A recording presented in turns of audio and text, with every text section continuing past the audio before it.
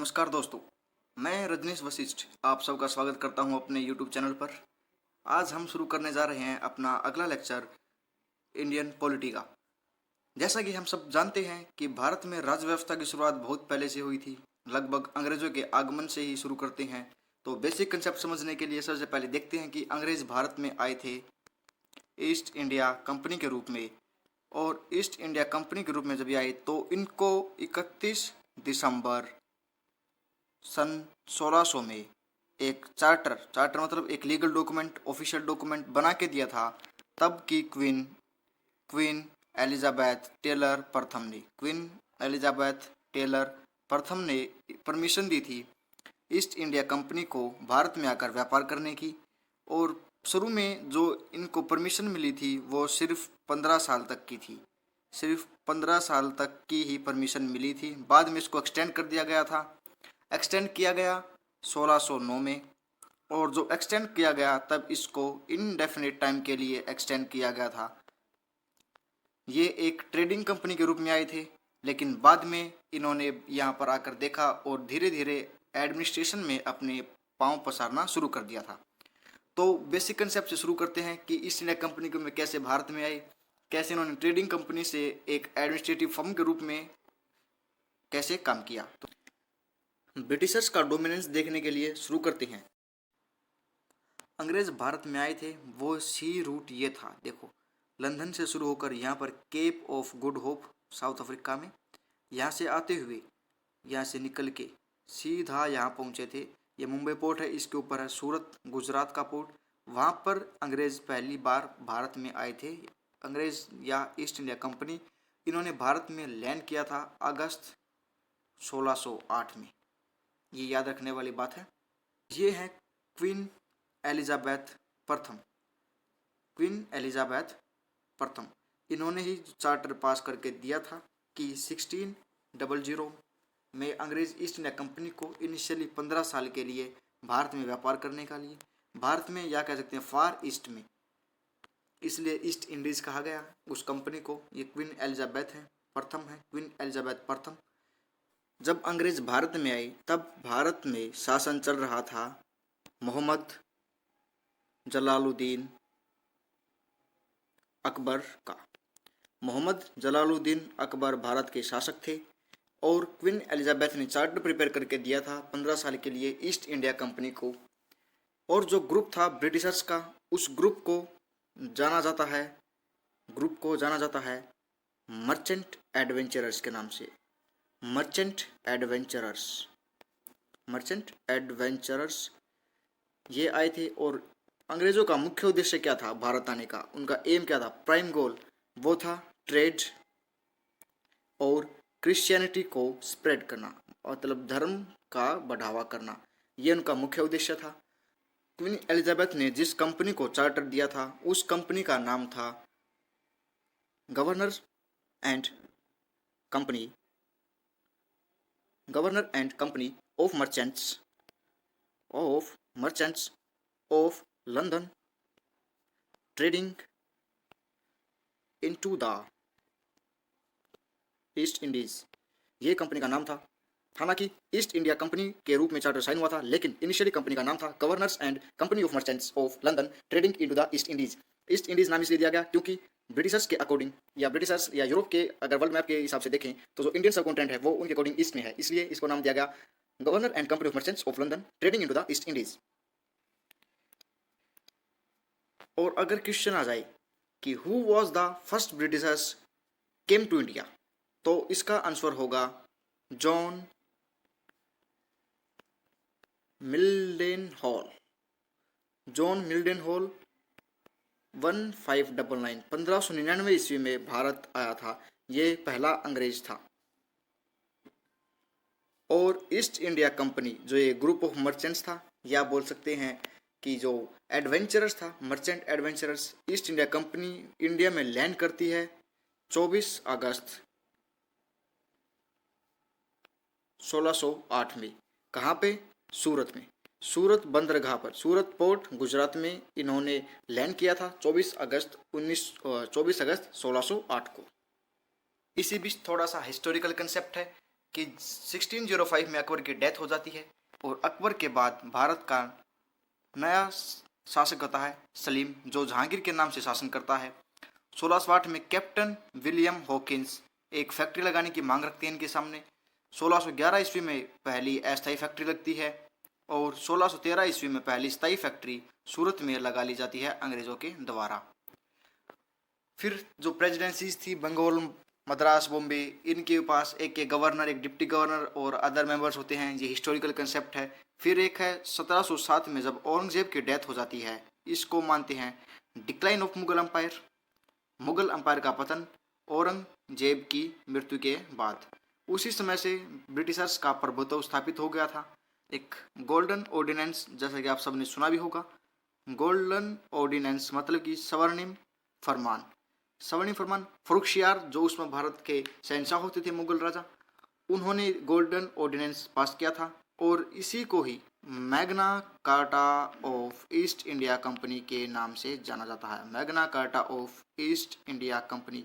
इसी golden ordinance से East India Company का प्रभुत्व बढ़ गया था। ये क्या था गोल्डन ऑर्डिनेंस? ये था बहुत ही कम टैक्स पर भारत में स्पेशली बंगाल और गुजरात में कहीं भी किसी भी जगह पर अंग्रेज अपनी फैक्ट्री स्थापित कर सकते थे, क्योंकि एक सर्जन थे विलियम हैमिल्टन, उन्होंने फर्रुखशियार की बीमारी का इलाज किया था, इसलिए उन्होंने ये ऑर्डिनेंस दिया था। तभी देखो पहली फैक्ट्री सूरत में लगाते हैं अंग्रेज, पहली फैक्ट्री सूरत में स्थापित करते हैं 1613 में, और उनका अधिकार सबसे पहले कहाँ पे हुआ था? बंगाल में। हम सिर्फ यहाँ पर पॉलिटिकल डिस्कशंस कर रहे हैं। बीच में बहुत से इवेंट हुए जो कि मॉडर्न इंडियन हिस्ट्री का पार्ट है, वो हिस्ट्री क्लासेस में कवर हो जाएंगे। इम्पोर्टेंट जो है वो यहाँ पर याद रखने के लिए है 1757 में हुई प्लासी का युद्ध या बैटल ऑफ प्लासी। इसके बाद बैटल ऑफ प्लासी अंग्रेजों का प्रभुत्व भारत में स्थापित होने का ये पहला पड़ाव था। बैटल ऑफ प्लासी, पहले गवर्नर थे बंगाल के रॉबर्ट क्लाइव, उन्होंने नेतृत्व किया था प्लासी के युद्ध का। और Robert Clive versus Sirajuddaula, Sirajuddaula तब ये बंगाल के नवाब थे, इनके मध्य युद्ध हुआ और ये सबसे छोटा युद्ध है जो आज तक लड़ा गया। मात्र 90 मिनट में युद्ध समाप्त हो गया था और जीत हुई थी ईस्ट इंडिया कंपनी की। 43 अंग्रेज थे और 585 भारतीय सैनिक थे जिनके बीच में युद्ध हुआ था। फिर आता है एक और battle of Buxar. Battle of Buxar 1764 में, इसका नेतृत्व क्या था? हेक्टर मुनरो ने, ईस्ट इंडिया कंपनी की तरफ से हेक्टर मुनरो ने, और इंडिया की तरफ से थे 3, शाह आलम द्वितीय जो भारत के सम्राट थे, शहंशाह थे मुगल एम्पायर से, सुजाउद्दौला और मीर कासिम, इन तीनों ने मिलकर सामना किया था हेक्टर मुनरो का और ये हार गए थे। जीत हुई थी ईस्ट इंडिया कंपनी की।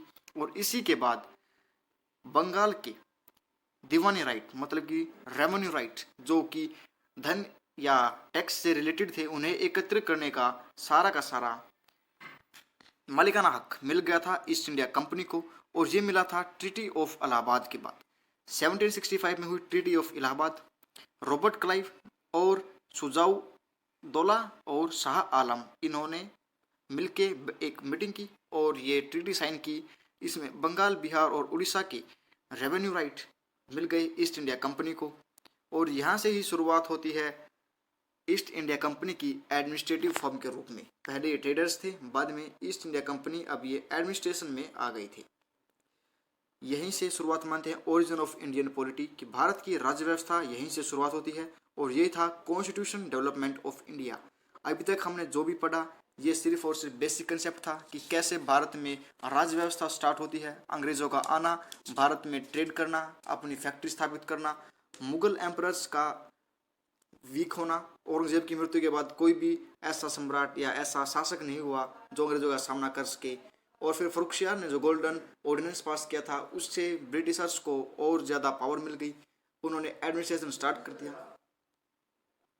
यहीं से शुरू होता है कॉन्स्टिट्यूशन डेवलपमेंट ऑफ इंडिया, संविधान का विकास। तो कैसे होता है चलिए देखते हैं। पूरे इस लेक्चर को हम 2 भागों में डिवाइड करेंगे। एक जो कंपनी के अधीन रूल था, कंपनी रूल 1773 से लेकर 1857 तक। फिर 1857 की क्रांति ने सारा रुख मोड़ दिया था।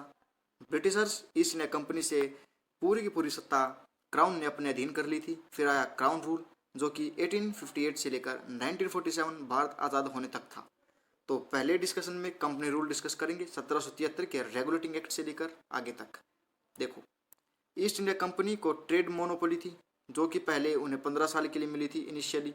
बाद में इसको अस्थायी रूप से, अस्थायी मतलब इनडेफिनेट टाइम के लिए बढ़ा दिया गया था 1609 में। फिर ईस्ट इंडिया कंपनी को ट्रेड मोनोपोली थी वो 20 साल के लिए और बढ़ा दी गई। इस एक्ट के तहत, जो एक्ट ब्रिटिश पार्लियामेंट में पास हुआ था ईस्ट इंडिया कंपनी के लिए, जो बंगाल का नवाब था उसे अब गवर्नर जनरल ऑफ बंगाल बना दिया। जो पहले सिर्फ गवर्नर होता था, उसकी पोस्ट को अब गवर्नर जनरल के नाम से जाना जाने लगा। और पहला गवर्नर जनरल कौन बना? First governor general of Bengal is Warren Hastings. पहला गवर्नर जनरल बंगाल का वारेन हेस्टिंग्स बना, और ये ही लास्ट गवर्नर था। Last governor, first governor general, याद रखिए, जो पहला गवर्नर जनरल था वो ही लास्ट गवर्नर था बंगाल का। मतलब उसी पोस्ट को आगे बढ़ा दिया गया, सिर्फ नाम बदल दिया गया और पावर बदल दी गई। फिर इसी एक्ट के तहत 1774 में सुप्रीम कोर्ट की स्थापना होती है कलकत्ता में। सुप्रीम कोर्ट में उस समय तब एक चीफ जस्टिस थे और 3 अदर जजेस का प्रावधान किया गया था। जो चीफ जस्टिस थे, ये क्वेश्चन काफ़ी बार रिपीट हुआ है, कई बार पूछा गया है एसएससी के एग्जाम्स में। उनका नाम था lord Elijah Impey. Lord Elijah Impey ये पहले मुख्य न्यायाधीश थे सुप्रीम कोर्ट ऑफ कलकत्ता के, और जो बाकी 3 जजेस थे वो थे लॉर्ड हाइट, लॉर्ड चैम्बर्स और लॉर्ड लिमस्टर। 3 जजेस ये थे और लॉर्ड एलिजा इम्पे थे मुख्य न्यायाधीश। उस समय की कानूनी व्यवस्था बहुत ही ढीली थी, सब कुछ ब्रिटिशर्स के अधीन था। ब्रिटिशर्स यानी कि governor general east India Company के ऊपर बहुत से आरोप भी लगते थे। तब क्या हुआ, गवर्नर जनरल सुप्रीम कोर्ट के चीफ जस्टिस के साथ मित्रता करके बहुत ही करप्शन करते थे, अपनी मनमानी करते थे, किसी को भी फांसी पर चढ़ा देते थे, जो भी उनके विरोध में कुछ भी बोलता, अपने अधिकारों का गलत इस्तेमाल करते थे। तो वारेन हेस्टिंग्स, जो कि पहले गवर्नर जनरल थे, इनके ऊपर कुशासन के बहुत से आरोप लगाए गए थे। और आरोप लगाने वालों में एक ऐसा सीन हुआ कि नंद कुमार, चैत सिंह और घसीटी बेगम, इन्होंने अपने अधिकारों का गलत प्रयोग करने के लिए आरोप लगाए वारेन हेस्टिंग्स पर, और वारेन हेस्टिंग्स ने 1784 में इन्हें फांसी की सजा दिलवा दी, क्योंकि चीफ जस्टिस के साथ जो गवर्नर जनरल था उसकी मित्रता हो जाती थी। ये आपस में रिवॉर्ड्स होते थे, उन्हें बांटते थे और अपनी जेब भरते थे। ब्रिटिशर्स यानी कि जो ब्रिटिश पार्लियामेंट में बैठे थे उन्हें कुछ भी पता नहीं होता था, अपने अधिकारों का गलत इस्तेमाल करके गवर्नर जनरल बहुत ही ज़्यादा करप्शन करते थे। इसी करप्शन को मद्देनजर रखते हुए फिर एक और एक्ट पास होता है 1784 में, Pitt's India act, British parliament में। इस एक्ट के तहत एक बोर्ड की स्थापना की गई थी, किसके लिए? कंट्रोल करने के लिए। किसको कंट्रोल करने के लिए? जो गवर्नर जनरल और जो भी कोर्ट या सुप्रीम कोर्ट था यहाँ पर, उसके मेंबर्स को कंट्रोल करने के लिए कि वो अपनी मनमानी न करें। एक 6 मेंबर्स की एक बोर्ड की व्यवस्था की गई, और इस बोर्ड के पास पावर थी कि ये किसी भी डिसीजन को कैंसिल कर सकते थे जो भी गवर्नर जनरल ऑफ बंगाल ने लिया है। अगर कोई भी डिसीजन इस बोर्ड को लगता था कि ये गवर्नर जनरल ने अपने अधिकारों का गलत इस्तेमाल करके लिया है, तो उसे कैंसिल करने की पावर होती थी। फिर इसी एक्ट के तहत क्या किया गया, ट्रेड और एडमिनिस्ट्रेशन को अलग अलग कर दिया गया ईस्ट इंडिया कंपनी के दायरे में। मतलब कि ट्रेड एक अलग निकाय और एडमिनिस्ट्रेशन एक अलग निकाय, इसकी व्यवस्था की गई इस एक्ट के तहत। एक काम और कि जो एग्जीक्यूटिव कार्यपालिका और जुडिशरी न्यायपालिका, इन दोनों को सेपरेट कर दिया गया। इनके पास अब एक ही पावर नहीं थी। पहले एक ही व्यक्ति के अंदर सब कुछ होता था, governor general of Bengal, trade भी, एडमिनिस्ट्रेशन भी, एग्जीक्यूटिव भी और जुडिशरी, क्योंकि मित्र होते थे ये आपस में, सुप्रीम कोर्ट में जजेस थे जो भी थे। तो इन सभी को अलग अलग कर दिया गया। ट्रेड का निकाय अलग, एडमिनिस्ट्रेशन की पावर अलग, एग्जीक्यूटिव का रोल अलग और जुडिशरी को अलग से रोल दिया गया। ये काम सब किए गए पिट्स इंडिया एक्ट के तहत। कंपनी रूल के ही अधीन अगला एक्ट आता है 1793 का चार्टर एक्ट। इस एक्ट में क्या प्रावधान थे, जो ट्रेड मोनोपोली थी ईस्ट इंडिया कंपनी की, उसको एक्सटेंड कर दिया गया 20 साल के लिए। जो पहले 1773 के रेगुलेटिंग एक्ट ने 20 साल के लिए इंक्रीज की थी, तो अब 20 साल की लिमिट पूरी होने के बाद इसको फिर से एक्सटेंड कर दिया गया और अनदर 20 ईयर्स के लिए। ब्रिटिशर्स की सैलरी जो पहले ब्रिटिश पार्लियामेंट से आती थी, अब उसको स्टार्ट कर दिया गया कि इंडियन रेवेन्यू से ही दी जाए। जो भारत में राजस्व इकट्ठा होगा, टैक्स होगा, उसी से ब्रिटिश ऑफिसर्स या ब्रिटिशर्स के जो भी सिपाही सैनिक या ऑफिसर्स थे उनकी सैलरी इंडियन रेवेन्यू से ही दी जाएगी। ये इस एक्ट के प्रावधान थे। 1793 में इंडियन सिविल सर्विस की स्थापना की गई कि भारतीयों को भी अब सिविल सर्विसेज के तहत अंग्रेजी सेना में भर्ती किया जाएगा। इसलिए 21 अप्रैल को हम सिविल सर्विस डे के रूप में सेलिब्रेट करते हैं। और फादर ऑफ सिविल सर्विस कौन है? Lord Cornwallis. इन्हीं को ही फादर ऑफ सिविल सर्विस के नाम से जाना जाता है। अगला जो एक्ट आता है कंपनी रूल के तहत वो था 1813 का चार्टर एक्ट। ये जो चार्टर एक्ट है ये 20-20 साल के गैप में आते हैं। 93, 13, फिर 1833 और लास्ट में जो चार्टर एक्ट आएगा वो आएगा 1853। ठीक है, तो 20-20 साल के गैप में आते रहे, इन्हें देखते हैं। 1813 के चार्टर एक्ट में क्या प्रावधान किए गए थे? ब्रिटिश मिशनरीज को परमिशन दे दी थी कि वो इंडिया में आ सकती हैं। मिशनरीज इंडिया में आएंगी तो धर्म परिवर्तन भी होगा, धर्म परिवर्तन होगा, मिशनरीज इंडिया में आएंगी और चर्च बनेंगे। तो 1 लाख रुपए सैंक्शन किए गए अलग से, सिर्फ और सिर्फ development of Indian education, Bharat में शिक्षा के सुधार के लिए 1 लाख रुपए सैंक्शन किए गए थे। ट्रेड मोनोपोली जो कि अभी तक 20-20 साल के साथ एक्सटेंड होती चली आ रही थी, उसको कम्प्लीटली टर्मिनेट कर दिया था। सिर्फ 2 ही चीज़ों का व्यापार ईस्ट इंडिया कंपनी के पास था, उनमें से एक थी चाय का व्यापार और दूसरा चीन के साथ व्यापार। मतलब जो भी चाइनीज ट्रेड होगा ईस्ट इंडिया कंपनी का और चीन का, वो ही ईस्ट इंडिया कंपनी के अधीन होगा। और दूसरा जितना भी चाय का व्यापार होगा सिर्फ उसी के ऊपर नियंत्रण रहेगा ईस्ट इंडिया कंपनी का। बाकी सब कुछ टर्मिनेट कर दिया गया, डायरेक्ट ब्रिटिश पार्लियामेंट ने अपने अधीन ले लिया था। अगला चार्टर एक्ट आता है कंपनी रूल के अधीन 1833 चार्टर एक्ट, 1833 का चार्टर एक्ट। इसमें क्या किया गया? जो एडमिनिस्ट्रेशन था ईस्ट इंडिया कंपनी का उसको सेंट्रलाइज कर दिया गया, मतलब कि केंद्रीयकरण कर दिया गया। जो पहले पावर बटी हुई थी अब उसको एक सुप्रीम पावर के अधीन कर दिया गया, केंद्रीयकरण कर दिया गया। और इसमें क्या हुआ कि जो गवर्नर जनरल ऑफ बंगाल की पोस्ट थी अब उसको और ज़्यादा पावर देकर गवर्नर जनरल ऑफ इंडिया के नाम से विकसित कर दिया गया। तो पहले गवर्नर जनरल ऑफ इंडिया कौन थे? Lord William Bentinck. ये आखिरी गवर्नर जनरल ऑफ बंगाल भी थे और पहले गवर्नर जनरल संपूर्ण भारत के भी थे, तो याद रखना ये। और एक और कैन परचेज लैंड, अब ब्रिटिशर्स भारत में ज़मीन भी खरीद सकते थे, अब से पहले ये नहीं खरीद सकते थे, लेकिन इस एक्ट के बाद ये प्रावधान कर दिया कि ये भारत में ज़मीन भी खरीद सकते हैं।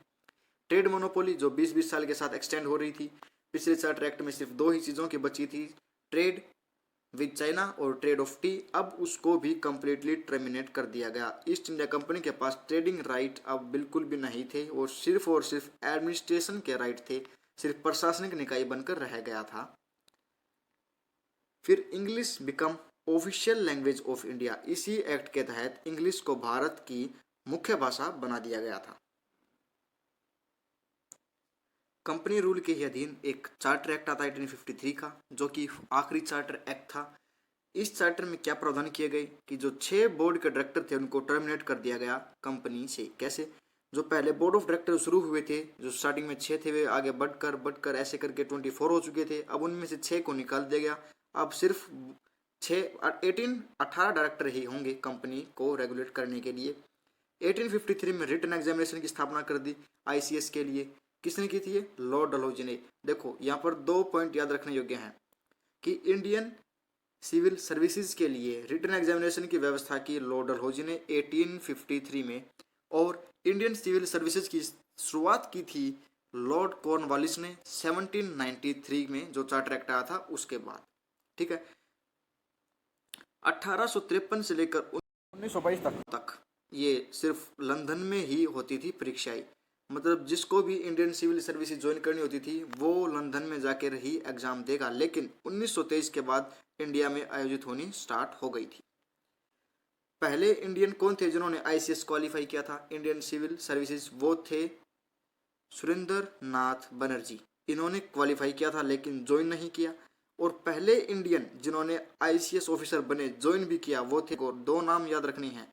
कौन से? देखो, first Indian to qualify ICS Surendra Nath Banerjee, और पहला भारतीय ICS ऑफिसर बना वो थे सत्येंद्र नाथ टैगोर। यहाँ तक था इस चार्टर एक्ट ऑफ 1853 का प्रावधान। फिर 1857 में हम सब जानते हैं कि पहला स्वतंत्रता संग्राम होता है, द रिवोल्ट ऑफ 1857, जिसकी डेट निर्धारित की गई थी कि 31 मई 1857 को संपूर्ण भारत में एक साथ होगा, लेकिन ये समय से पहले हो गया। इसके असफल होने के बहुत से कारण थे, जिसके ऊपर मैंने पहले एक वीडियो बना रखी है, उसका लिंक डिस्क्रिप्शन में दे दूंगा, आप वो वीडियो देख सकते हो कि 1857 की क्रांति के विफल होने के क्या कारण थे।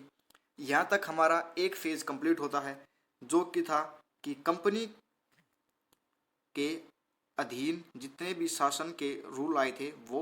अब नेक्स्ट वीडियो में हम करेंगे क्राउन रूल।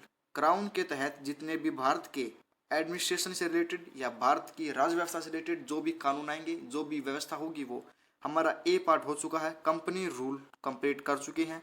1857 की क्रांति के बाद क्राउन ने अपने अधीन ले लिया था भारत का प्रशासन, क्योंकि उन्होंने माना कि भारत ने बगावत शुरू कर दी है और अब ईस्ट इंडिया कंपनी इस काबिल नहीं है कि वो भारत में सामान्य हालात कर पाए या भारत का प्रशासन संभाल पाए। इसलिए क्राउन ने डायरेक्ट अपने अधीन, यानी कि जो भी वहाँ पर महारानी और महाराजा थे, उन्होंने अपने अधीन शासन ले लिया और ये शासन चला 58 से लेकर 1947 तक। इसको हम अपनी अगली वीडियो में डिस्कस करेंगे।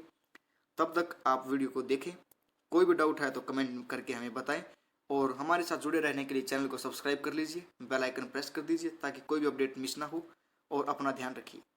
Thank you.